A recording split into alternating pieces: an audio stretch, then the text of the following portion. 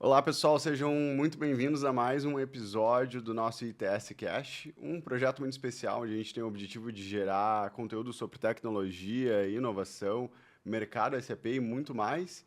E hoje a gente tem um episódio super especial, né? Eu sempre digo isso, mas eu acho que hoje é mais especial que o normal. A gente está com o Ricardo Nisoli, diretor de TI da Steel, um super parceiro nosso e cliente há bons anos. E a gente está para falar sobre a gente vai falar sobre alguns assuntos bem relevantes, tanto da Steel quanto do mercado de tecnologia e também um pouquinho da história e vida do Nisoli. Comigo aqui está a Gil, a Jordana, ela é a nossa head de marketing e a gente espera que vocês aproveitem esse conteúdo aqui. Então, Nisoli, muito obrigado por aceitar esse convite. Demorou, mas saiu, né? Eu que agradeço o convite. Nossa, a tua agenda é super lotada e a gente sabe disso. Muito obrigado mesmo. E eu acho que, para começar, né, Gil, eu acho que o primeiro passo que a gente sempre chama e convida as pessoas é falar um pouquinho da sua história, né? E eu sei que tu tem uma história diferente, que tu, na realidade, caiu por acaso nesse mundo da tecnologia. Eu queria entender como é que foi isso. Não tão por acaso, tá? Mas foi... eu passei na minha vida por uma coisa que muitos jovens, eu acredito que até hoje ainda passem, que é o direcionamento que os pais procuram dar para a sua profissão, tá? Então, o meu pai, ele odeia que eu conte essa história, mas eu gosto de contar para divertir o pessoal. Ele sempre me apresentava assim: esse aqui é o meu filho, Ricardo, e ele vai ser médico, né? Então, ele me direcionou a vida toda e eu botei na minha cabeça que eu seria médico, né? Inclusive, eu achei que ia ser pediatra. Inclusive, eu já tinha até um direcionamento da especialidade que eu queria. Mas algo sempre me dizia que não era para mim, não era para mim. Eu me estudei muito no vestibular, assim, me preparei demais. Na véspera do término das inscrições do vestibular, eu acordei muito cedo, eu não contei nada em casa, eu fui na faculdade e troquei o curso, né? Eu botei informática na primeira opção e medicina na terceira opção. Uou. Né? Fiz o vestibular, passei com fácil assim, na informática. Na época não tinha tanta concorrência, né? Era 1,6 candidatos para cada vaga, então era praticamente quem queria entrava na faculdade, né? E na hora dos resultados, os resultados eram pelo rádio ainda, tá? Nossa. Então eu me lembro direitinho, nós jogando carta de noite, domingo de noite, esperando os resultados. Deu medicina e não deu meu nome, né? Deu informática, deu meu nome. E aí eu disse: pai, eu optei por informática, né? A reação dele foi ótima, assim, né? Super genuína, assim. Ele baixou as cartas, assim, e saiu. Ficamos umas 2 horas sem se falar. Ele veio falar comigo, né? Eu louco de medo de falar com ele, né? Ele veio falar comigo e disse: olha, eu acho que tu tomou a decisão errada, mas eu vou te apoiar. E de lá para cá virou meu maior incentivador na carreira, meu maior fã, assim, né? Então, eu rio dessa história, conto ela sempre, assim. Meus filhos, o meu filho mais velho já passou pela questão do vestibular, o que Da fazer, escolha, né? né? Eu procurei não influenciar ele, mas ele optou por engenharia de software também, né? No caso dele, acho que foi muito mais por exclusão do que por um direcionamento meu, né? Eu fui ajudando ele a excluir coisas que eu sabia que não tinham a ver com ele, né? Acabou sobrando poucas opções. Eu disse: olha, filho, é a minha opinião. Dentre estas opções, eu acho que a TI é a melhor, tá? E aí ele entrou na engenharia de software, está gostando e vai sair um profissional muito melhor que eu, não tenho dúvida. São as cicatrizes, né, de um tempo diferente, né? Hoje, eu acho que ainda os pais têm muita influência, mas esse aprendizado também de gerações passadas, e como tu teve um aprendizado com a história com teu pai, tu já lidou diferente quando chegou a vez do teu filho, né? Sem dúvida. E com a minha filha vai ser a mesma coisa. Ela está muito direcionada para marketing, assim, desde muito pequena, está direcionada para marketing. Ela já sabe, já está bem focada, assim, né? Ele estava um pouco mais indeciso. Mas falando um pouquinho de mim, então, eu tenho 2 filhos, o Frederico e a Flávia, né? O Fred está com 19 anos, a Flávia está com 16. Eu nasci em Passo Fundo, mas todo mundo sabe e me reconhece. Eu tenho uma ligação muito forte com Pelotas, porque eu passei toda a minha infância e juventude em Pelotas, minha família toda de Pelotas. Foi um acidente eu ter nascido em Passo Fundo. Também sou reconhecido pelo meu fanatismo pelo meu time, né? Brasil de Pelotas. Todo mundo liga o Brasil de Pelotas a mim e eu ao Brasil de Pelotas. E é curioso, porque perguntam, né, fora daqui, para que time tu torce, Grêmio ou Inter? Sim. Aí eu digo, não, eu torço pro Brasil de Pelotas. Tá aí em Porto Alegre. Não, em Porto Alegre eu continuo sendo Brasil de Pelotas. Né? Eu não mudo. Aí aqui. Né? Então, eu me formei em análise de sistemas na Católica, em Pelotas. Aí eu já tive uma primeira decisão na minha vida, e depois eu quero falar um pouquinho sobre essas decisões que a gente passa tomando, né, na nossa vida. Eu tive uma primeira decisão, né, eu direto sairia da faculdade e iria trabalhar no mercado, ou eu seguia os estudos, já me direcionando para uma carreira acadêmica. Tá? Eu optei por seguir estudos e eu emendei com a faculdade o mestrado na URGS. Né? Aí eu me mudei para Porto Alegre, fiz o mestrado. Quando eu estava em vias de concluir o mestrado, mais um Y, mais uma encruzilhada para mim. Doutorado, né? Claramente para ser professor, ou ir para o mercado. Aí a parte técnica, né? Isso, para executar. Né? Aí, de fato, eu optei por ir para o mercado. Tá? Então, eu não segui o doutorado e ingressei no mercado de trabalho, comecei dando aula de informática no Senac. Aí, em seguidinho, eu entrei numa empresa chamada Qualitar para participar de um projeto na HP. Então, eu já fui alocado dentro da HP de cara, assim, né? E aí, logo em seguida, eu fui contratado pela Stefanini para trabalhar na Vompar. Né? E ali iniciou a minha história com a Vompar, em 2001. E de 2001 a 2017, eu fiquei apenas um mês fora da Vompar. Né? E eu iniciei como desenvolvedor Java, né? Terceirizado, e saí da Vompar como CIO. Né? Então, foram 16 anos. Vai ser bons anos. 16 anos onde eu passei por todos os cargos na área de TI da Vompar. Né? E em dezembro de 2017, eu aceitei o convite da Steel e estou muito feliz, desde então, cuidando da área de TI da Steel do Brasil. Eu acho que é um desafio muito grande, né? Eu já tive momentos que eu tive que lidar com um time de desenvolvimento e, às vezes, quando tu não conhece ou tu não sabe a realidade de um desenvolvedor, é muito difícil tu conversar, às vezes, na mesma linha de raciocínio. E tu saiu de um lado muito técnico, né? Onde tu sabia o desenvolvimento Java, que é uma das principais linguagens, ainda se usa bastante, tem novas linguagens como o próprio Python.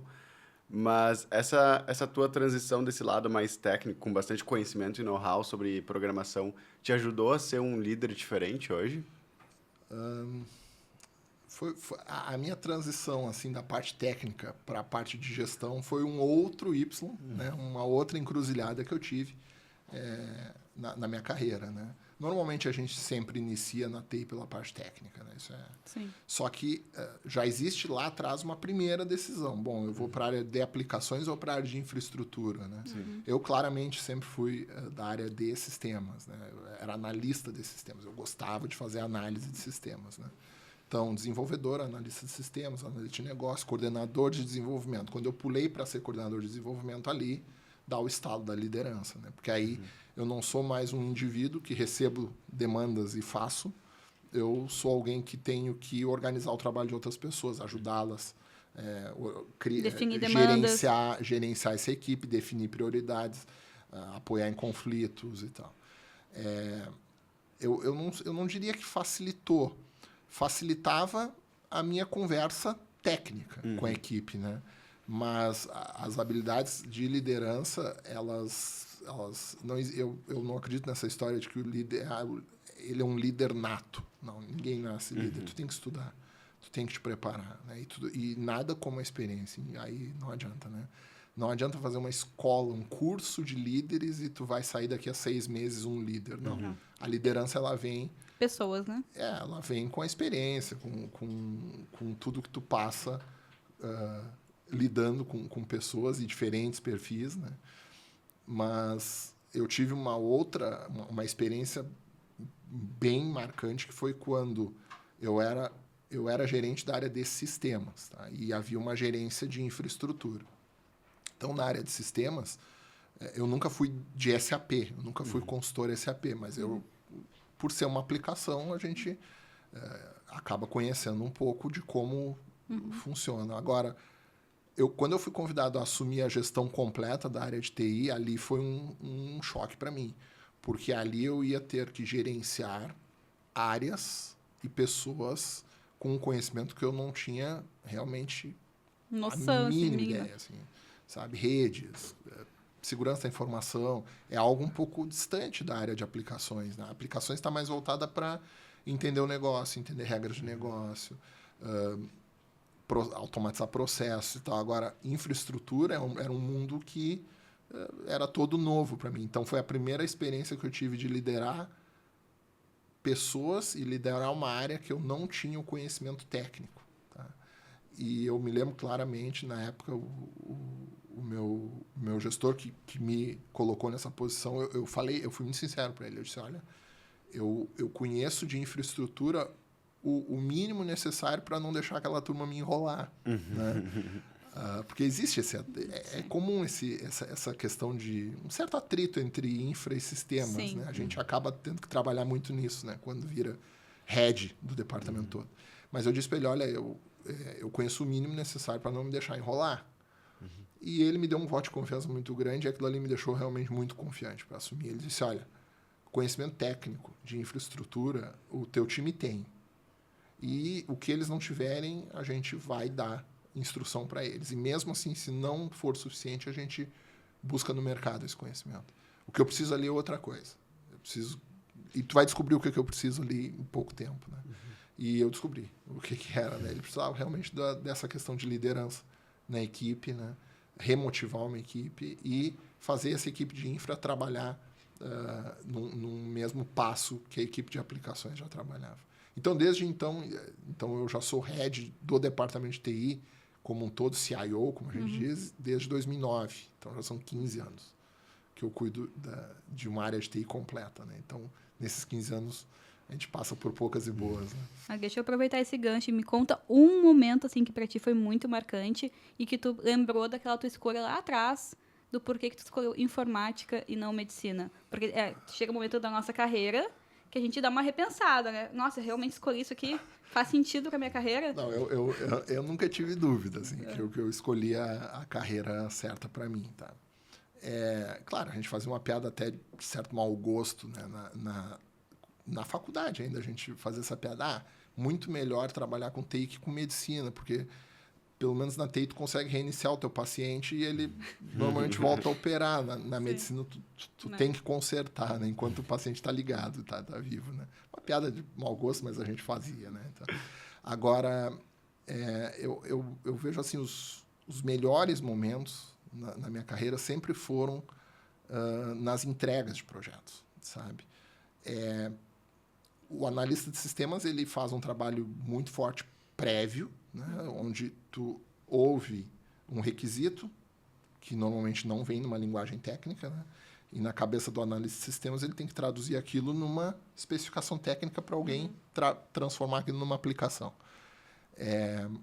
O momento de entrega de um projeto, ou o primeiro teste de usuário, quando ele consegue materializar aquilo que ele colocou em palavras algum tempo atrás, assim, sempre foi para mim um momento muito especial, muito, muito. Assim, a entrega de projetos sempre foi muito bom, mas a gente sempre fica assim, a gente entrega um projeto e já fica pensando no próximo, né? Na infraestrutura eu tive também ótimos momentos, assim, a gente fez um moving de data center, ainda na Vompar, muito crítico, né? A gente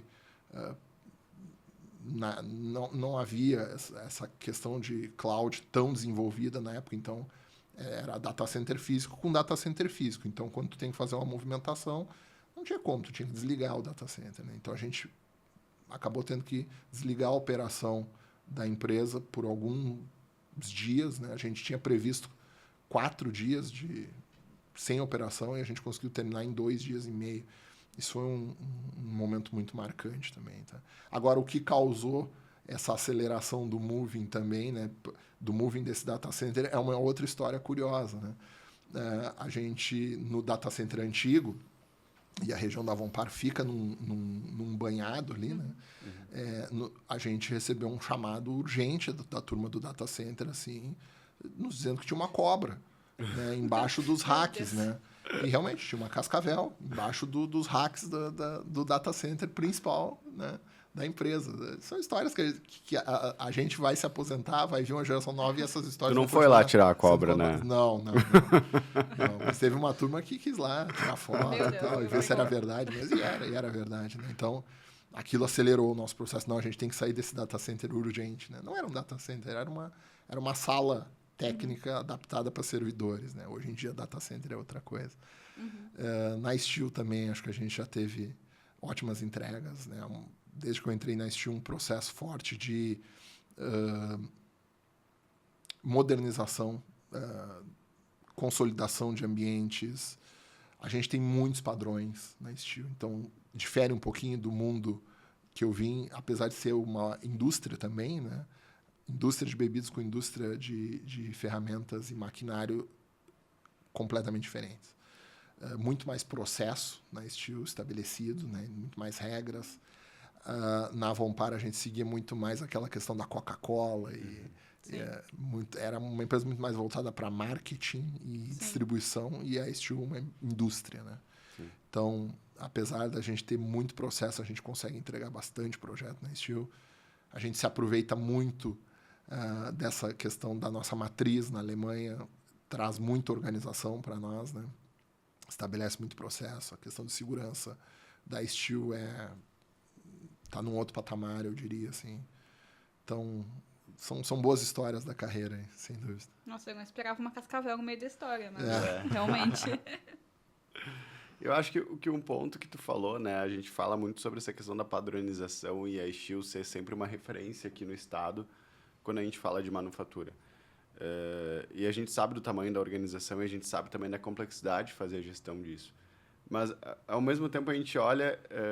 porque quando a gente olha na perspectiva de indústria, a tecnologia acaba sendo um meio, né? Ela não acaba sendo um fim. Do outro lado, né? Como é que é essa tua visão, sabendo que tu, sim, é um líder de uma área de tecnologia de uma grande empresa importante, como é que funciona o dia a dia, né? Esse intraempreendedorismo para poder olhar para os projetos, mostrar para o C-Level, para os sócios, para o presidente, para o time da Alemanha e fazer a aprovação. Também tem esse desafio, né, de entender que, no final, a tecnologia acaba sendo super importante. De uns anos para cá, virou crucial para o diferencial competitivo das empresas, né? E com certeza na Steel é assim. Sem dúvida. Voltando naquela história das encruzilhadas, acho que isso é um outro aspecto na carreira de TI importante, tá? O quanto antes a gente se acha no sentido de se estabelece no tipo de empresa que mais se adequa ao teu perfil, melhor, tá? Então, quando a TI abre várias oportunidades, a carreira de TI, né? Se tu decide seguir para o mercado e não para a área acadêmica, para ser professor, então tu vai trabalhar com TI. Tem dois tipos de organização, muito claramente. Tá? Tem a empresa onde a TI é o negócio fim e a empresa onde a TI não é o negócio fim, é uma importantíssima área meio. Né? Eu sempre me senti muito mais confortável em empresas como a Steel, onde a TI é uma área meio, é um enabler para o negócio. Né? A gente habilita e o crescimento da empresa, e sustenta o crescimento da empresa. Tá? Falando em questão de intraempreendedorismo, tá? Eu diria que a Steel também está num outro patamar. Existe um programa extremamente forte na Steel, muito levado a sério, chamado Ideia Plus. Tá? É uma maneira que a gente habilita todos os funcionários da Steel, sem exceção, sem nível, sem hierarquia. nível. Todo mundo tem a possibilidade de colocar as suas ideias num processo estruturado, né? Um processo que é levado muito a sério, é acompanhado pelos donos da empresa. Né? Então, existe até uma competição sadia entre as operações da Steel no mundo para ver quem obtém mais retorno com as ideias dos funcionários. Tá? E a gente leva tão a sério isso na Steel aqui do Brasil que a gente sorteia um carro, né, por ano, entre as pessoas que colaboram com ideias, né? Além do retorno financeiro que cada um recebe, proporcional ao valor de economia que a ideia trouxe, né? Então, Mas a Steel compra essa ideia, digamos assim. Ela implementa essa ideia dentro da empresa. sim, né? Todo mundo tem direito a colocar a sua ideia, né? Desde que ela não seja relacionada com a sua própria atividade, né? Senão seria injusto, né? Agora, eu como área de TI, eu posso colocar uma ideia para a área de qualidade. Por exemplo, se eu vi algum processo lá que me chamou a atenção, eu posso dar uma ideia. Então, eu entro na aplicação de ideias lá e coloco uma ideia. Só pelo fato de eu colocar uma ideia, eu já ganho um valor simbólico, assim, pelo fato de eu ter participado do programa, tá? E eu já concorro ao sorteio do carro no final do ano. Mas tem uma aprovação? Existe um fluxo, sim. Aí o dono da área ou o dono daquele processo onde aquela ideia está inserida, ele tem que avaliar se aquilo faz sentido ou não, porque muitas vezes vem ideias que não fazem sentido. Não tem problema. Sim. O negócio é que, assim, a gente toda ideia é bem-vinda. A gente tem umas que fazem sentido, outras que não fazem. As que fazem sentido, a gente avalia. É uma ideia com retorno mensurável, sim ou não. Então, com retorno mensurável, a gente tem que passar ainda pela área de controladoria, que vai fazer o cálculo desse retorno, né? Para aí, com base no cálculo deste retorno, que é um percentual do ganho ou da economia obtido, passa para quem idealizou. Isso aí de fácil implementação também, né? Sim. Porque ela pode ser viável tecnicamente, só que financeiramente, às vezes, é muito caro a Exatamente. tecnologia. Não, tem um hardware lá que tem que comprar, é muito tem caro. ideias desse tipo. E aí, o que vem acontecendo, Luca? Né? E desde que eu entrei na Steel, a gente observa isso só aumentando, tá? A grande maioria das ideias, ela requer TI. Ela requer a área de tecnologia, né? Então, acaba que essas ideias a gente prioriza, né? As mais impactantes, né? Seja com ganho ou com retorno, economia, melhor dizendo, a gente acaba tendo que priorizar frente às outras demandas que a gente tem, né? Então, elas entram no nosso pipeline de projetos para a gente executar no melhor tempo possível, né? Então, o Brasil, ano passado, foi a operação da Steel que mais economizou despesa com as ideias colocadas pelos funcionários do Brasil. E isso fala muito sobre um pouco da cultura, né? Porque quando a gente tem essa cultura voltada para a inovação, a gente incentiva os nossos próprios a inovar junto com a gente. E isso me chamou muita atenção. Eu não sabia desse projeto da Steel. Parabéns. Super diferente, né? E realmente, agora que tu falou, tudo acaba respondendo na TI, né? E como é que tu faz para fazer essa gestão das demandas? Porque tem as demandas já que vêm da área de negócio, né? A gente pode falar sobre a área de manutenção. Já tem lá o time da área de manutenção com demandas para melhorar a produtividade, para digitalizar o processo de manutenção, entre outros. E aí já tem essas demandas também das ideias de inovação. Como é que faz um balanceamento disso? Além, óbvio, de tudo que tem que cuidar, né? Que a gente sabe que não é pouca coisa. Que tudo é prioridade também, né? Como é que prioriza isso? Bom, assim, falando em divisão de atenção, né, na área de TI, a gente tem, por um lado, a responsabilidade por manter as operações de TI, né? Essa é a responsabilidade primária da área. Então, a gente está falando sobre sistemas em geral. Mas assim, na minha posição, eu tenho a responsabilidade de sustentar a operação de TI toda, infraestrutura, rede, tudo tem que continuar operando. Só isso, no caso? Só isso, só sustentar a operação da empresa. Só não deixar nada cair, segurança também. A segurança, que isso, a nossa atenção cada vez tem sido maior nesse sentido, tá? Por outro lado, a gente tem a questão dos projetos, né? Então, essas questões de desenvolvimento de aplicações ou customização ou introdução de novas ferramentas, ela entra nessa categoria de projetos. A gente se divide a atenção entre uma coisa e outra. Na área de projetos, vale aquela máxima, né, bem antiga, né? Demandas infinitas, recursos limitados, né? Então, a gente não de certa forma, a gente não aumenta a nossa capacidade de execução de projetos com base no aumento de demanda. A gente prioriza, né? E o que vem na frente? Sempre o que dá mais retorno para a organização, seja incremento de receita, seja redução de despesa. Tem uma certa categoria, e aqui no Brasil a gente, infelizmente, sofre com isso, que são as questões legais. né, de atendimento legal. Então, quando a gente fala na nossa parte tributária aqui no Brasil, são demandas que a gente brinca, né? Elas furam a fila. Essas aí a gente não tem escolha. Demanda de atendimento legal, muda uma regra, muda um imposto, introduz um novo imposto. Agora tem um regime especial, agora tem uma nova versão da nota fiscal eletrônica, Sim, mudou o SPED. Isso aí não adianta, a gente não negocia a prioridade disso. Acaba né? pulando a fila, né? Não Exatamente, isso fura a fila. Até como foi o caso da implementação do Pix, né? Porque eu lembro Sim. que foi assim, uma loucura em todas as empresas de TI que tinham a TI ali como um ponto. Porque eu participei de um projeto até na época, né? Trazendo um assunto. E, gente, foi assim, era uma conversa de loucos, assim. O pessoal se reuniu num comitê de crise, começaram a falar, não, porque o Pix não vai dar certo, gente. O Banco Central tem que aprovar. E não sei o quê. 2 dias depois, no ar.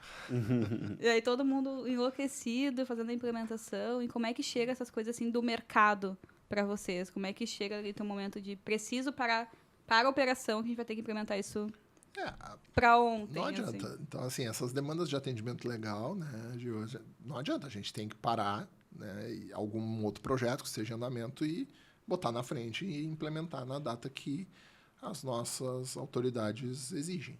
Tá? Existe um outro tipo de demanda que é a questão de projetos estratégicos, né? Que aí eles não necessariamente têm uma questão envolvendo aumento de receita no curto prazo ou redução de despesa no curto prazo. Normalmente os projetos estratégicos são questões de longo prazo. Sim. Essas também acabam ganhando em prioridade frente às demandas comuns, vamos dizer assim, né?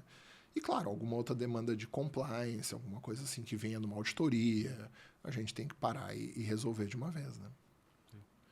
Olhando para esses projetos estratégicos, eu estou entendendo que eles vêm, sim, da diretriz lá da Alemanha.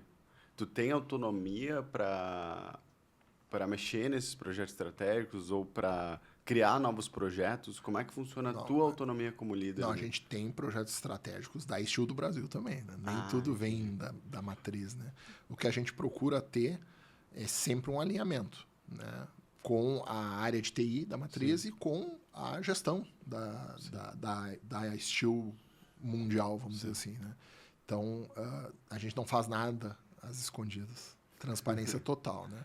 Ocorre que tem demandas estratégicas que vêm pela nossa matriz e demandas estratégicas que vêm pela própria Steel do Brasil, né?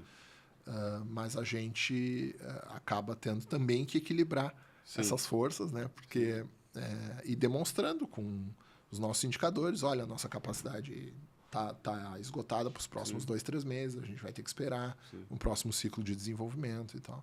Mas a gente procura estar sempre alinhado com a nossa matriz para não incorrer nesse tipo de problema de disputa infinita e por priorização. A gente não pode perder muito tempo priorizando, né? A gente prefere investir esse tempo executando.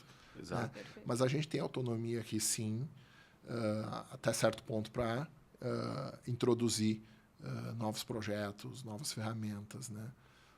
Agora, com um projeto que a gente está conduzindo, essa governança vai ser realmente mais global, né? A gente está introduzindo uma consolidação de ERPs, um grande projeto que iniciou recentemente. Aí vai ocorrer uma diferença nessa governança, vai ser um pouquinho diferente. Perfeito. E como é que a SAP entrou nesse universo aí da Steel? Conta para nós essa história desde o início, que agora eu fiquei interessada. Tá. SAP.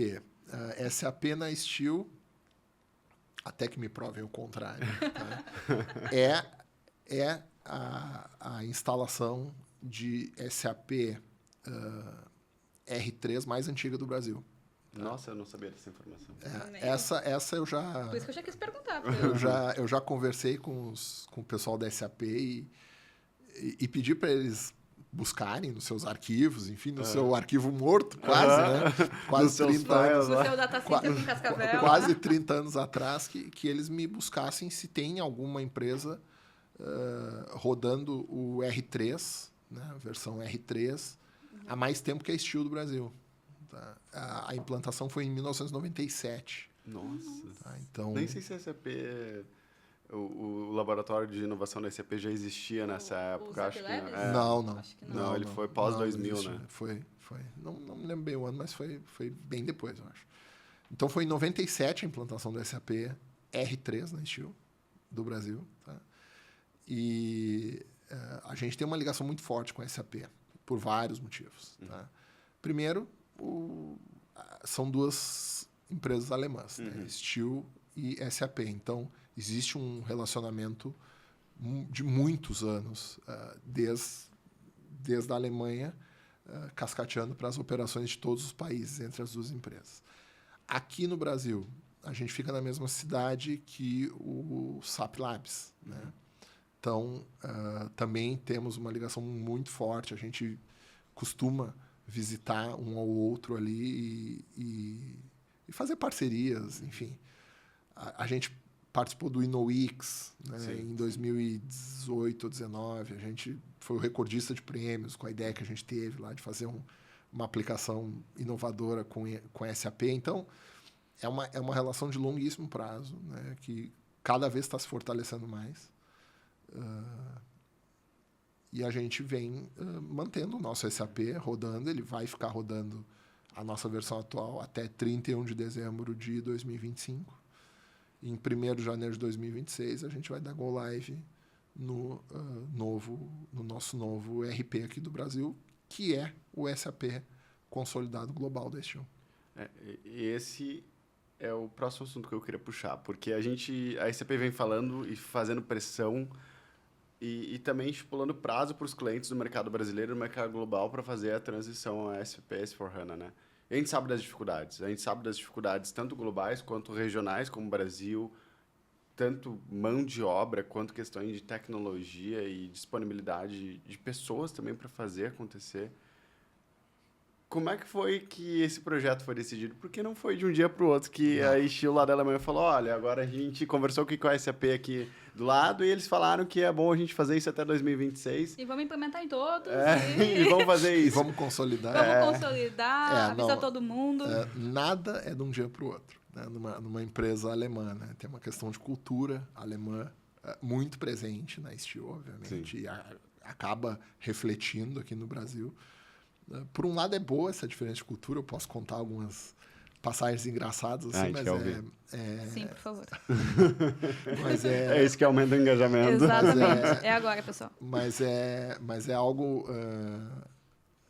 interessante, essa questão de diferenças culturais entre as operações. Eu acho que a gente só cresce. Tanto a operação do Brasil quanto a operação da Alemanha, a gente aprende um com o outro, né? Mas a decisão sobre o projeto, ela se tomou em torno de 2017, 2018. Tá? Surgiu o anúncio da SAP do fim do suporte à versão R3 ou ECC. Na época, eles tinham anunciado até 2025, agora estenderam um pouquinho. Né? Então, ali, o Grupo STIHL teve a sua encruzilhada. Né? O que faremos? Porque o nosso landscape, no momento, era cada país produtivo da STIHL tem o seu SAP. Né? E uma alternativa seria cada país conduzir o seu próprio projeto de upgrade de versão, ou, já que somos obrigados a migrar de versão, por que não avaliarmos a consolidação?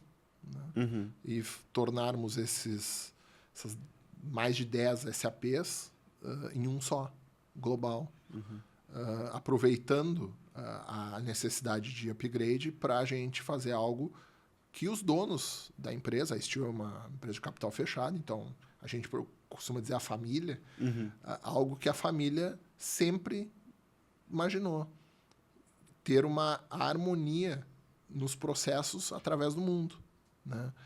Que, salvo algumas exceções, assim, a maioria dos processos tem condição de ser idêntico, na verdade, né? Salvo as questões legais e de localização Brasil, como a gente diz, não deveria haver tanta diferença entre processos, né, na STIHL do Brasil com a STIHL dos Estados Unidos, Áustria, Suíça, China, Filipinas e a própria Alemanha. Então, não deveria haver tanta diferença assim. E a partir dali se começou o estudo sobre essa possibilidade. Tá? E aí nasce o projeto One STIHL, né? Que é o projeto principal nosso aqui nos próximos 2 anos. Da STIHL do Brasil, a gente não vai fazer nenhum outro projeto em paralelo a esse. né? Salvo essas demandas legais, se surgirem, e provavelmente E vai devem chegar, surgir. vai Né? chegar. Então, esse projeto teve início ali em final de 2018, início de 2019, onde começou a se desenhar um template global para as diversas operações da Steel, tanto de fábrica quanto operações de venda e distribuição. Tá? O projeto, quando estava acelerando, assim, veio a pandemia. Pum, né? E aí a gente teve cada um se recolher. Parte do nosso time aqui do Brasil talvez tenha pego o último voo da Europa para o Brasil antes da gente fechar as fronteiras. Né? Foi bem naquele março ali de 2020. Né? E a gente acabou ficando 2 anos praticamente sem se ver, né? Só trabalhando remotamente. O projeto foi reestruturado um pouquinho, a gente mudou a ordem de implantação dos países. Então, o Brasil inicialmente ia ser o primeiro país do template global, aí depois passou a ser o último país e agora a gente é, vamos dizer assim, a antepenúltima operação. Né? Depois da gente ainda vem Estados Unidos e China. Então, agora a gente está fazendo o projeto aqui no Brasil em paralelo com a Alemanha.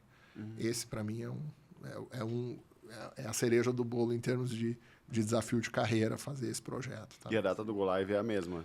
A data do Go Live está definida, é 1º de janeiro de 2026. Né? Então, onde é que já entrou o template global? Né? Já entrou em mais de 20 operações de vendas e distribuição da Steel. Então, países onde a Steel tem presença, mas não de fábrica. Tem presença só de depósito, né? Armazém e um CD e faz a venda e a distribuição. E já entrou na fábrica da Suíça, que é muito focada em correntes, basicamente. Né? Todas as correntes da Steel são fabricadas na Suíça. E na fábrica da Áustria. Entrou na virada de 23 para 24. A fábrica da Áustria é uma fábrica muito voltada para produtos à bateria e elétricos. Né? Legal. E agora a gente está fazendo o projeto em paralelo com a Alemanha. São 2 operações bem grandes, Brasil e Alemanha. O Brasil não é tão grande a operação de fábrica quanto os Estados Unidos, por exemplo, mas é tão diverso ou mais diverso do que os Estados Unidos em termos de diversidade de processos mesmo, quantidade de processos. Né? Então, é um desafio fazer em paralelo esse projeto com a nossa matriz. Né? A gente concluiu recentemente a etapa de análise, né, do sistema. A gente está usando metodologia ágil para fazer esse projeto. Né? Então, pelos próximos 12 meses, nós vamos ter 12 sprints de desenvolvimento. Aqui no Brasil, são em torno de 80 pessoas envolvidas, né, diretamente, com dedicação total ao projeto, durante esses 2 anos. Né? E na Alemanha, mais 100 e poucas pessoas envolvidas. Né? E aqui no Brasil, eu sou responsável pelo rollout aqui, né, na nossa operação. Então, em paralelo à gestão da TI, eu vou fazer a gestão, a liderança do rollout aqui do Brasil, juntamente com um time que me apoia aí muito perto. Eu tenho uma gerente de projeto, 2 gerentes de integração trabalhando comigo, e mais toda a equipe de TI e de negócio envolvida. E é um projeto, então, que visa não só consolidar o sistema SAP e alguns sistemas satélites que a gente tem, não visa só introduzir as novas aplicações da SAP e modernizar. A gente vai usar IBP, a gente vai usar o novo TM, a gente vai usar IWM, a gente vai usar o BTP, todos esses produtos novos, dessa gama de produtos novos da SAP a gente está introduzindo. Mas eu acho que, acima de tudo, o desafio do projeto não é técnico. O desafio do projeto está na parte de processos, a harmonização dos processos. Né? Por mais que sejam áreas co-irmãs, as áreas de negócio das operações espalhadas no mundo da Steel, elas nunca tiveram essa preocupação de harmonizar os seus processos. Né? Elas trabalhavam, se reuniam 1, 2 vezes por ano, mas faziam jeito, né? sempre. E havia uma certa autonomia das áreas fazerem as suas, vamos dizer assim, customizações, né? Em cada operação. Agora isso muda. E aí, voltando ao tema da governança, né? A gente passa a ser assim, os chatos do template. Né? A gente não vai implementar modificações no template sem que isso seja alinhado globalmente. Porque um template global ele acaba tendo vários benefícios, né? Quando tu faz melhorias que são requisitadas pela área de negócio, tu consegue globalmente replicar aquilo. E não ficar centralizado só em uma das plantas, o custo e o benefício disso. Todos se aproveitam. E isso já tem desenhado na cabeça da Steel, como é que vai funcionar depois disso? Tem. É que assim, tem o benefício desde que a gente saiba executar. Sim. Desde que a gente não seja extremamente burocrático para avaliar que modificações no template nós vamos implementar e em que prioridade, né? A gente tem que ser ágil para fazer isso, para colher os benefícios o quanto antes, tá? Mas sim, a gente já tem desenhado como funciona a evolução, né? O life cycle do nosso template, né? O problema é que a gente agora está executando ainda o projeto, né? Então, as operações que já entraram no ar, elas acabam tendo as suas demandas, eu não vou dizer não priorizadas, mas assim, elas competem com as atividades do próprio projeto. Do próprio projeto, sim. Né? Porque o que acontece? A operação da Suíça, em termos de processos, ela é a menor.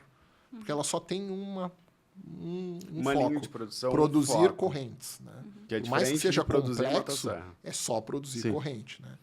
A Áustria já abriu um pouquinho. Tem linha de montagem, a bateria, linha de montagem elétrica, e tem uma fábrica de componentes dentro da planta da Áustria, que são injetoras de plástico. Quando a gente vem para o Brasil e para a Alemanha, aí abre todo o leque. O Brasil tem um processo que só tem aqui, que é a fabricação do cilindro do motor. Tá?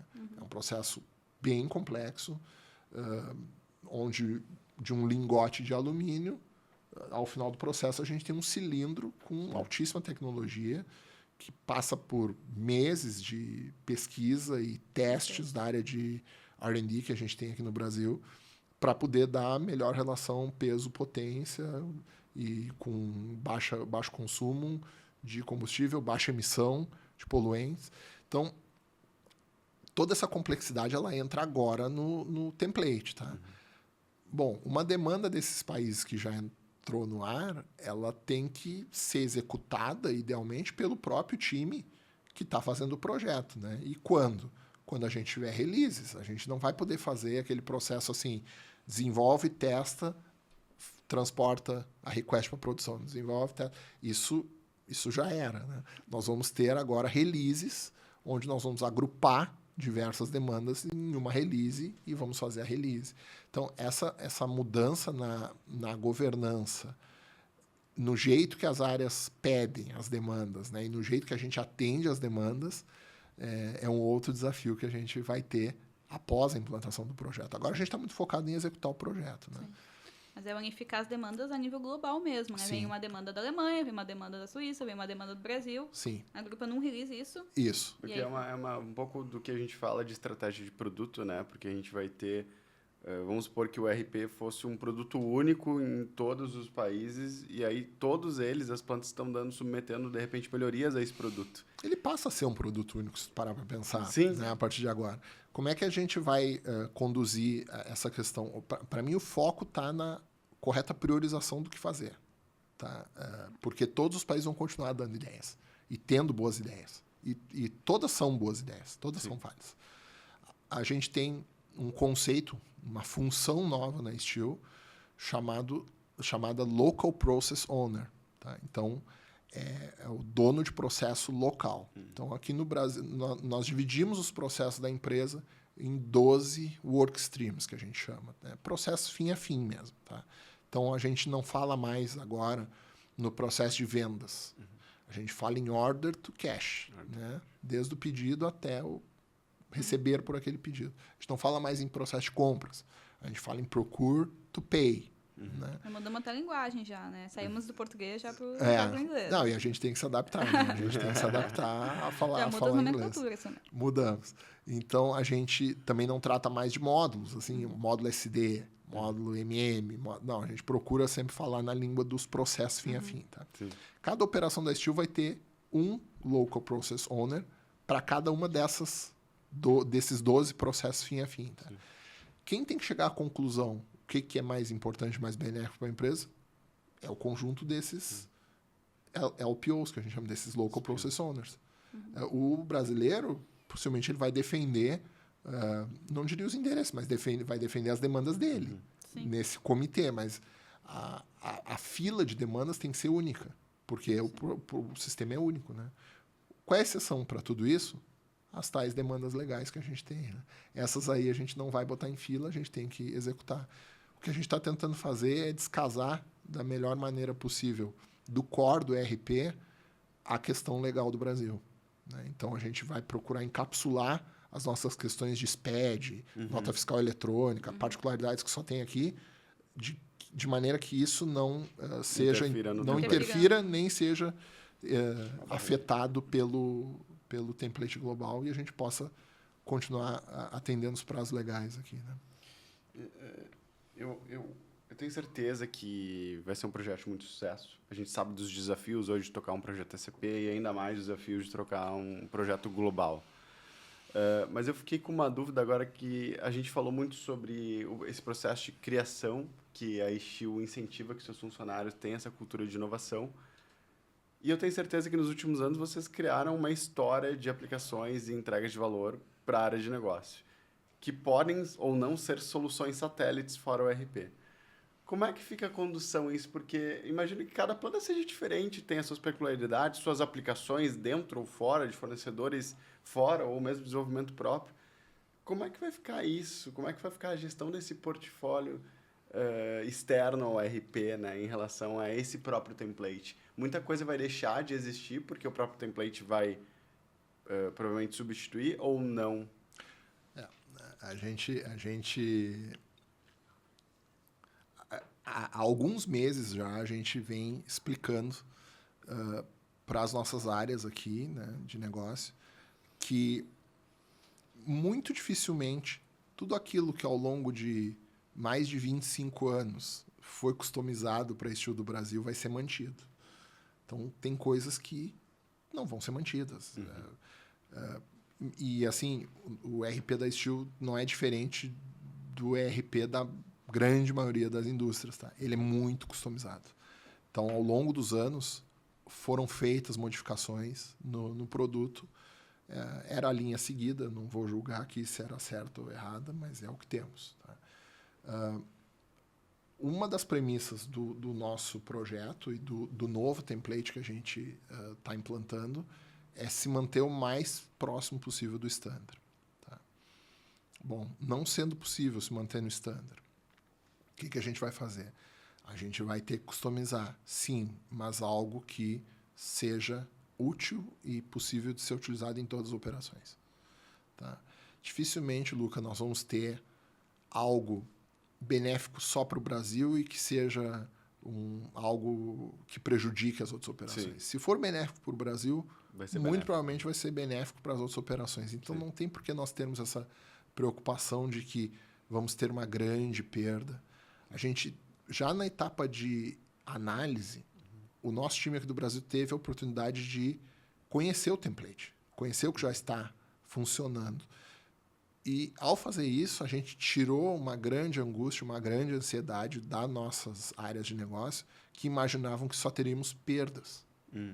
Isso foi importante também com lidar o case, o pessoal viu que não, que o template, ele sim está trazendo muitas melhorias para a nossa operação. O que vai acontecer, a gente vai mudar a maneira como a gente vai operar alguns processos. Mas não necessariamente uma mudança ela vai ser para pior. Né? Então, é isso que a gente vem trabalhando. E aí, um capítulo muito forte do nosso projeto é Change Management. Tá? É muito forte. Desde o dia 1 do projeto, a gente tem uma estrutura de Change Management trabalhando justamente nessa questão mais delicada, psicológica, eu diria. Quase psicológica. Né? Bem mindset mesmo, né? Aquela história sempre fizemos assim, porque... Sim. Sempre deu certo, porque a gente vai mudar. Né? E eu dedico boa parte do tempo da liderança desse projeto no tema de Change Management, que é algo que, se não for bem trabalhado, pode colocar em risco o nosso projeto. E a gente não pode ter nada que coloque em risco 1º de janeiro de 2026. É uma data firmada, é uma data já estabelecida e não vai se alterar. Não vai mudar. Não, aí vem um pouco da cultura alemã. Né? A diferença, né, a diferença cultural é muito bacana. É muito interessante ter essa diferença cultural num projeto que nós estamos tocando em paralelo. Né? A equipe alemã, extremamente pragmática, processual, gosta das coisas bem definidas, bem estabelecidas, e os brasileiros naquela vibe, vamos fazer, vamos lá, vai dar certo, muda, vamos dar. Vai dar, não vai dar. A gambiarra aqui, ó. Não diria gambiarra, mas assim a gente é mais flexível. Né? Sim. Só que eu acho que isso está enriquecendo os dois times. Nós vamos sair, tanto o time brasileiro quanto o time alemão, muito melhores depois desse projeto. Quem está tendo a oportunidade de trabalhar nesse projeto, porque existe aí uma piada, né, entre os alemães lá, que assim, sempre que surge uma ideia nova, na Steel, os brasileiros são os primeiros. Né? Nós queremos fazer, nós somos os primeiros, nós queremos ser o piloto. Então, eles já conhecem o nosso jeito. A gente é muito entusiasmado, a gente se motiva muito rápido. Tá? Por algum motivo, eles têm esse conceito da gente. Quando a coisa está 80% concluída, os brasileiros começam a diminuir a motivação e somem, e abandonam, e não terminam as coisas. Essa é a fama que se estabeleceu algum dia. Tá? Então, os brasileiros são os primeiros a entrar, mas são os primeiros a abandonar. Né? Então, por outro lado, em resposta aos alemães, o que a gente disse? Os alemães eles ficam projetando 5 meses para executar em 1. Né? Eles ficam fazendo muita estimativa, muita análise para executar algo que é rápido. Né? Então, eu falei numa das reuniões com a turma lá, vamos achar o equilíbrio. Né? Vamos ser um pouquinho mais ágil, como os brasileiros, talvez, e eu prometo que do nosso lado nós vamos ser mais disciplinados e nós vamos ficar até o fim com alto nível de motivação e vamos entregar o projeto. Tá? Então, eu acho que vai ser muito, muito enriquecedor para a carreira de todo mundo esse projeto, inclusive a minha. Com certeza, e a gente está muito animado, é um projeto que a gente aí teve a oportunidade de poder trabalhar e começar, a gente sabe que tem outros parceiros, mas qual a importância dos parceiros hoje na escolha da Steel para fazer esse processo de transformação, que a gente sabe que não vai ser fácil, cheio de desafio, mas com certeza, que nem tu falou, a gente vai sair mais forte, porque essa mudança é importante, né? Sim. A gente tem uma equipe de aplicações relativamente pequena na Steel, né?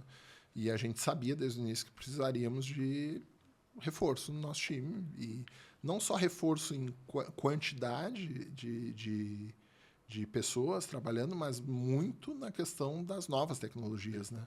O nosso time, nem todo mundo tem conhecimento sobre os novos produtos da SAP, as novas versões, né? E o OneSteel traz um template tudo que há de mais novo nos produtos do portfólio SAP. Então, a gente abriu um processo de seleção do nosso parceiro preferencial, vamos dizer assim. Né?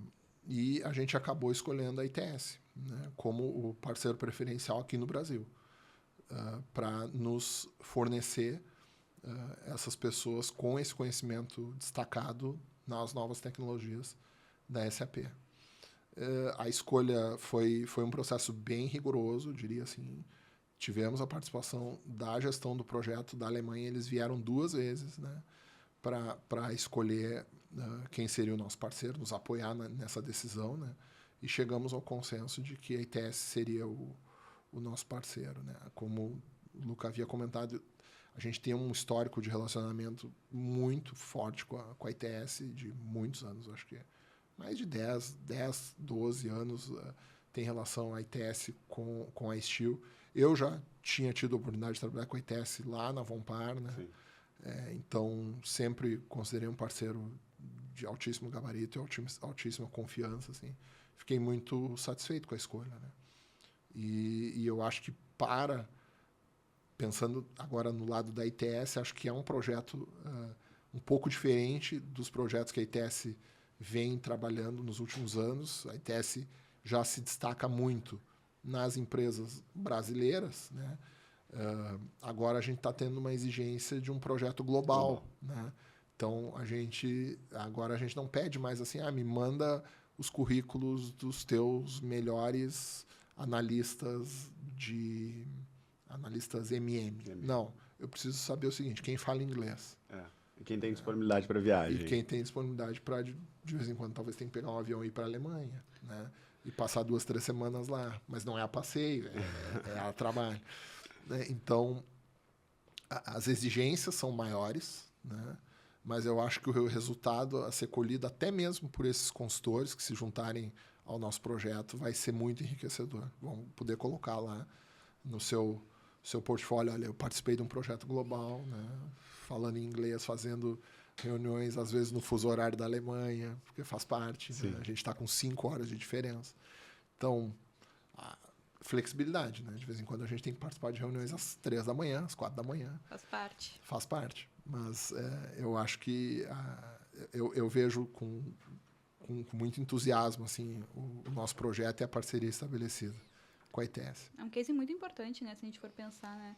O quanto também que a gente tem que estar preparado para poder apoiar vocês, o quanto que também vocês, quando começaram a construir o template, a gente precisa estar preparado, a gente precisa estar estruturado, como é que a gente vai escolher o parceiro. Vocês pensaram em tantas decisões, quando chegou para cá, meu Deus, a gente vai precisar disso, daquilo. Eu acho que é um case que a gente vai construir todo mundo junto, acho que vai ser super importante, falando até do mercado SAP, né, Luca? Olha que momento que a gente está. Eu diria que é um dos maiores projetos SAP hoje acontecendo no Brasil, dada a sua complexidade, sua natureza, quantas pessoas e empresas estão envolvidas. Então, pode ter certeza que a gente vai sair juntos dessa e com certeza mais forte. Obrigado pela confiança de sempre que a Istio nos dá. Animadíssimos, né? É o assunto do dia a dia lá. A gente está chegando ao final desse episódio, super bom. Nossa, eu tive uma aula aqui com o Ricardo Nisoli. Muito obrigado pelo teu tempo, Ricardo. Palavras finais aqui, para quem está nos assistindo, como esse líder, né, de tanto impacto numa organização global, qual foi o teu principal aprendizado de carreira, principalmente onde tu está hoje, que tu está como líder em uma grande organização, trabalhando com grandes projetos, tendo grandes desafios? Qual teu maior aprendizado? Porque certamente, pelo que eu te conheço, tu não deixa de aprender nunca, né? Não. Aquele que acha que sabe tudo de alguma coisa está cometendo o primeiro e principal erro que pode cometer, tá? Mas agradeço novamente o convite, adorei o bate-papo, acho que a gente poderia ficar horas aqui falando. O maior aprendizado, Luca, e se eu posso deixar uma dica para alguém que está iniciando na gestão, que está iniciando nessa